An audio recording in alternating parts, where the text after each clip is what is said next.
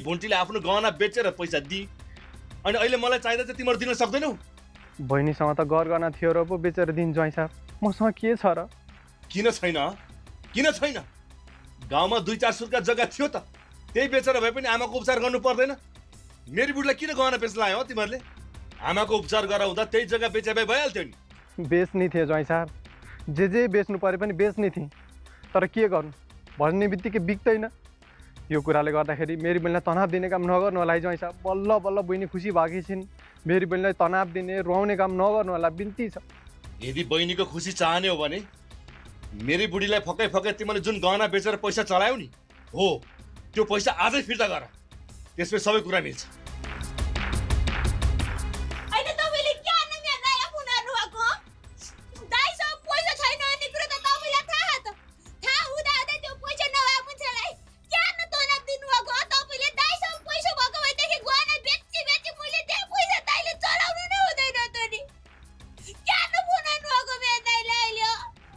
त्यहाँ को आएर बसेछ देखि? को आएर बसेको छ त्यहाँ? पैसा लिनलाई मान्छे घरमा आएको छ अनि मेरो गहना बेचेर पैसा चलाउने मैले फोन गर्दाखेरि तिमीलाई यत्रो आपत्ति? ए प्रभु, तपाईले किन कुरा नबुझ्नु भएको? तपाईको गहना मेरो दाइले बेच्नु भएको होइन, समस्या भएको भएर मैले बेचेकी हुँ। पैसा त चलाएको हो नि त तिम्रो दाइले? चलाएको हो त, अहिले छैन नि त उहाँसँग। भए त उहाँले के तपाईका यत्रा वचन सुनेर बस्नुहुन्थ्यो र पैसा ल्याएर तिर्दिहाल्नुहुन्थ्यो।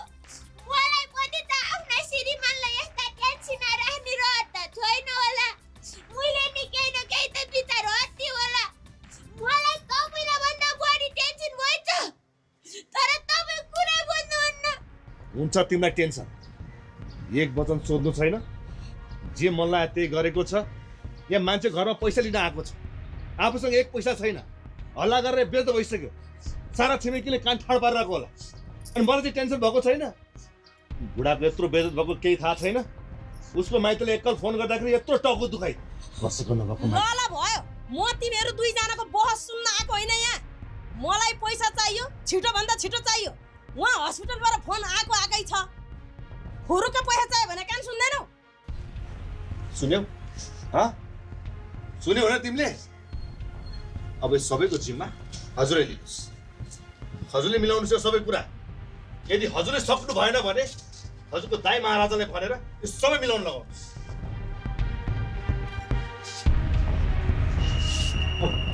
उहाँले मिलाउनुहुन्छ, उहाँसँग कुरा गर्नुहोस्।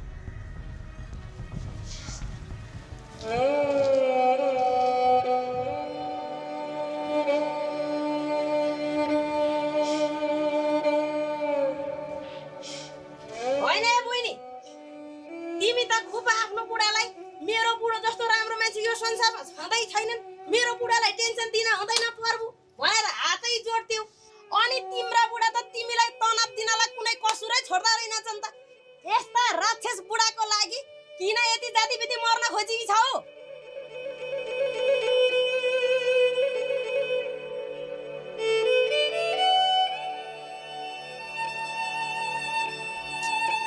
ल हेर त रोको, भयो अब नरौ। म तिम्रो बुढासँग गएर कुरा गर्छु, गाडीले हान्ने तिम्रो बुढा। बेकारमा तिमीसँग आएर बाजेर के फाइदा मलाई? म गएँ, अब धेरै रोएर नबस।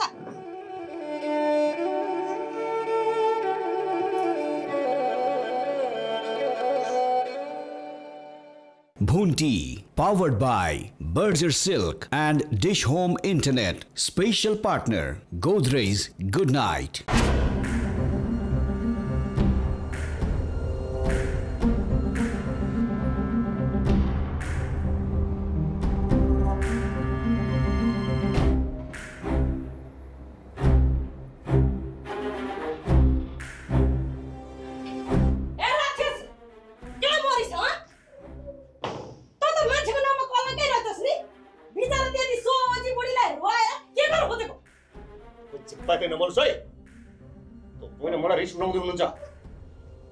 मान्छे तना भइरहेको बेलामा तना माथि तना थपेर काम लगाउनुहोस्। तपाईँ जानुहोस्, मेरो बुढी र मेरो बुढीको दाइसँग माग्नुहोस् पैसा।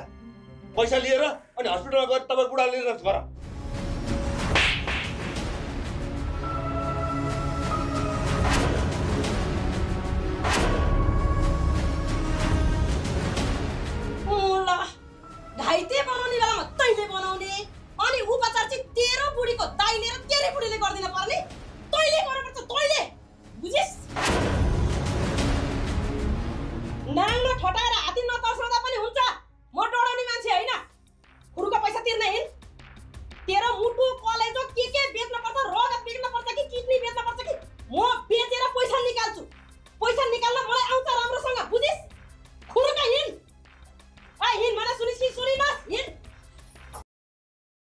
Hello guys, welcome back to my new Bunty episode. सबैजना चाहिँ आरामै हुनुहुन्छ होला।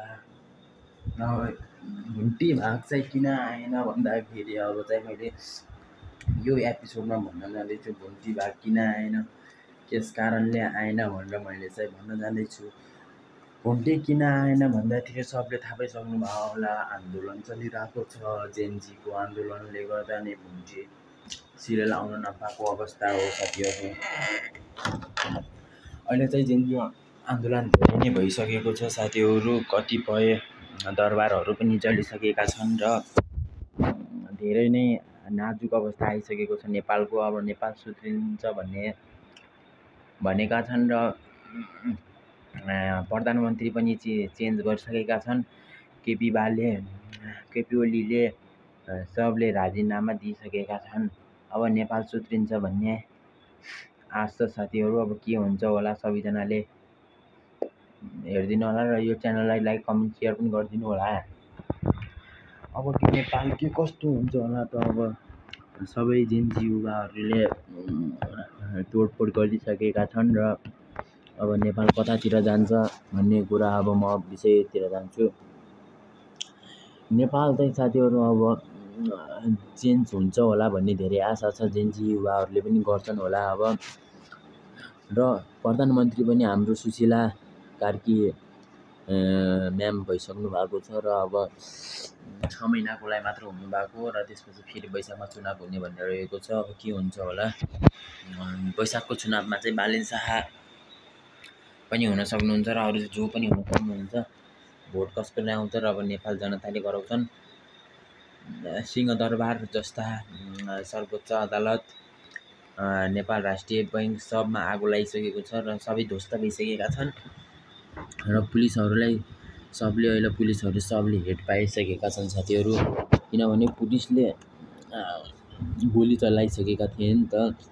पुलिसको पनि आदेशअनुसार गोली चलाएका हुन् साथीहरू। तर पुलिसले चाहिँ ताकी गोली चलाएका कारण पुलिसले अहिले त्यस्तो भइसकेको छ। पुलिसलाई पनि अब पक्कै पनि साथीहरू नेपालमा के चेन्ज आउँछ भनेर नै यस्तो सब थोक गर्न पुगेका हुन्। र नेपालका मानिसहरू सबैले झन् भ्रष्टाचार भइसकेको छ। झन् नेपालमा झन् सबै बलात्कारी चोरीहरू झन् सब जेलबाट फुस्किसकेका छन् र कतिपयलाई त पगडी पनि सकेका छन् र सोरुमबाट पनि त्यस्तै बाइक चोरी भइसकेका छन् साथीहरू। बिलबुक लाइसेन्स नभएर नै सबले चोरी गरिदिइसकेका छन् साथीहरू। अब किन त्यस्तो गर्छन्? नेपाल राम्रोतिर जाने हो कि नराम्रोतिर जाने हो साथीहरू?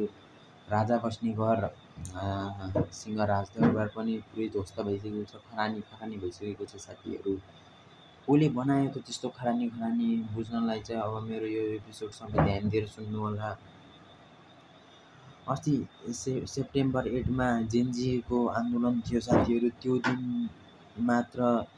दिनमा मात्र 20 जना युवाहरूलाई गोली लगाएर आफ्नो ज्यान गुमाएका छन् र शहीदको रूपमा सब चिनिएका छन्। त्यस्तो गोली प्रहार गरेका थिए नेपाल पुलिसले। किन गरे त गोली प्रहार किन गरे भन्दाखेरि भित्रबाट आदेश आइसकेको थियो।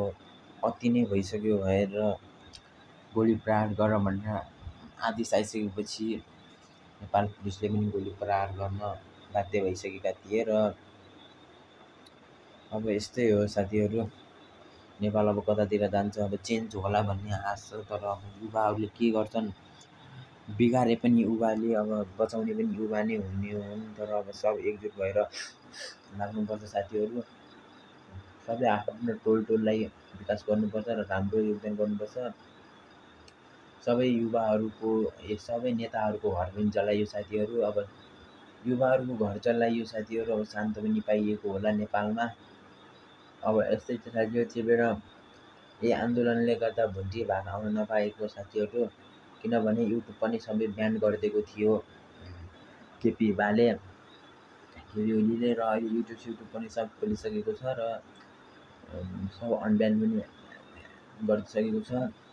र अब सायद अर्को मङ्गलबारदेखि भुन्टी बाघ आउँछ र सबैजनाले माया गरिदिनु होला र मेरो च्यानलमा यस्तै यस्तै भिडियो मन पराउनुहुन्छ भने मेरो च्यानललाई सब्सक्राइब गरेर जोडिनु होला र आजको एपिसोड यही भनेर बन्द गर्न चाहन्छु र भुन्टीको एपिसोड अर्को मङ्गलबारदेखि आउनेछ र सबैले ध्यान दिएर हेरिदिनु होला र आजको भिडियो यति नै। हस्त धन्यवाद।